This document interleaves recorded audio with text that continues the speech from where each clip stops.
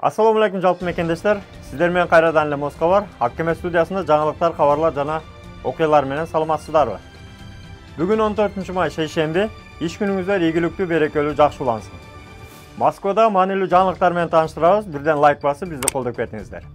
13 майда Владимир Путин Коопсуздук кеңешинин туруктуу мүчөлөрү менен видеоконференция аркылуу ыкчам жыйын өткөрдү. Иш чаранын негизги темасы постсоветтик мекендикте пайда болгон көз карандысыз мамлекеттер менен мамиле түзүү.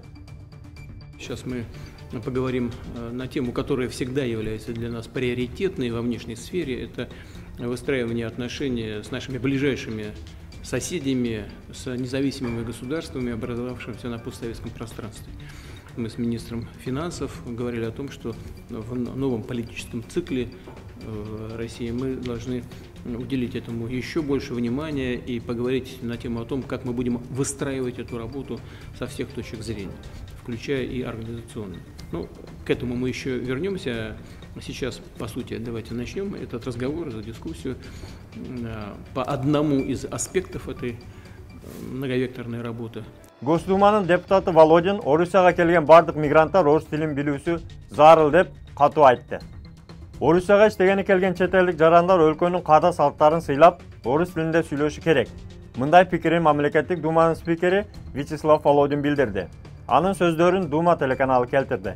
Ошол эле учурда тилди окутуу Россия Федерациясында эмес, мигранттар келген мамлекеттердин аймагында жүргүзүлүшү керек. Биздин салтыбызды, маданиятыбызды урматтап, орус тилин билген адамдар биз менен иштөөгө келгени биз үчүн маанилүү. Ал эми биздин жалпы тарыхыбыз бар. Аны эч ким унуткан жок деп ойлойм жана ал тарыхка кандай болгон күндө да биз таянабыз, дейт Володин. Көптөгөн мигранттар орус тилин билбегендиктен жана орустун каада салтын жана маданиятына кайдыгер мамиле кылгандыктан ар кандай көйгөйлөр жаралууда деп улантты саясатчы. Маселени чечүү үчүн Орусия дос өлкөлөр менен иштешип, керектүү шарттарды түзүшү керек. Володин бул абдан олуттуу багыт экендигин баса белгиледи. Буга чейин мамлекеттик Думанын депутаты Сергей Миронов Санкт-Петербургда жүргүнчү ташыган автобус дарыяга кулап түшкөн кырсыкка жооп кайтарган.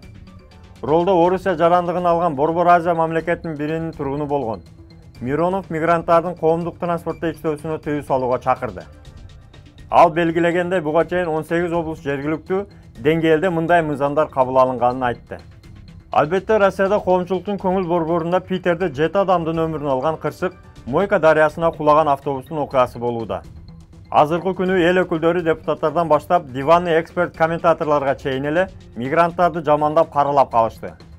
Анткени автобус айдаган киши 44 жаштагы тажикстандык Рахматшах Курбанов болгондуктан бүт мигранттар ушундай дегенге өтүштү. Ал эми чыныгы айып кимде? Балким аны ишке мажбурлап чыгарган орус жетекчилигиндеби белгисиз. Али иликтөө иштери жүрүп жатат. Негизи бул шопур жарандыгы РФ болгон, Россия паспортун алган киши экен. Анан техника деле адамды улутуну, стажды, жаш карыны тандабайт. Техникага ишениш жок, темир нерсе деп коет. Кандай дейсиз тууган? Оюңузду комментарийге жаза кетиңиз.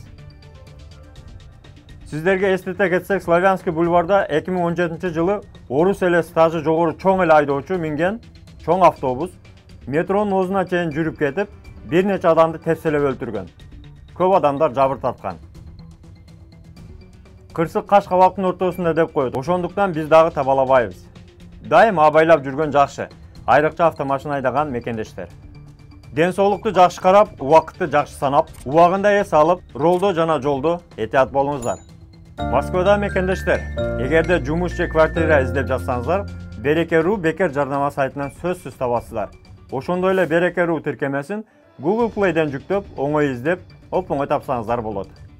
Бүгүнкү кабарлар сиздерге пайда алып келди деген ойдобуз. Бирден лайк басып, тууган урук менен бөлүшө кетиңиздер. Биздин каналга катталып, колдоп кетиңиз. Мигранттар боюнча жаңылыктар күнүнө Москвадан чыгып турат. Башкысы настроенияны бузбайын десеңиздер, документтерди тактап, мыйзамдарды сактап жүрүңүздөр. Регистрациянын суроогун карап коюңуздар. Кантсе дагы бөтөн жерде өзүңүздөргө сак документтерге так болуңуздар. Таза регистрация боюнча 8936 111 79 11 номерине кайрылсаңыздар, жигиттер жардам берет. Ал эми жаңы келген мекендештер квартирага койдурам десеңиз 8929 975 8979 номерине кайрылыңыздар. Тапканыңыздарга береке, үй бүлөңүздөргө тынчылык. Мекенибизге ийгиликтүү, жакшы жете эле, күнүңүздөр берекелүү болсун. Аман жүрүңүздөр туугандар. Москвада мекендештер, документ жок кыйналсаңыздар, регистрация бүтүп калса же өтүп кетсе же жоготуп алсаңыз, миграционканы жаңылатыш керек болсо, чек арага коркпой чыгып келейин десеңиз, баягы эле Москвадагы хит болгон Мухиддин ажы кызматта. Өзү до конца айдайт, ашыкча акча албайт, документке жардам берип турлайт, даже кыйналган мекендештерди бекер ташыйт. Мухиддинге Москвадан деп чалсаңыз, по-братски жылуу жумшак барып келесиз.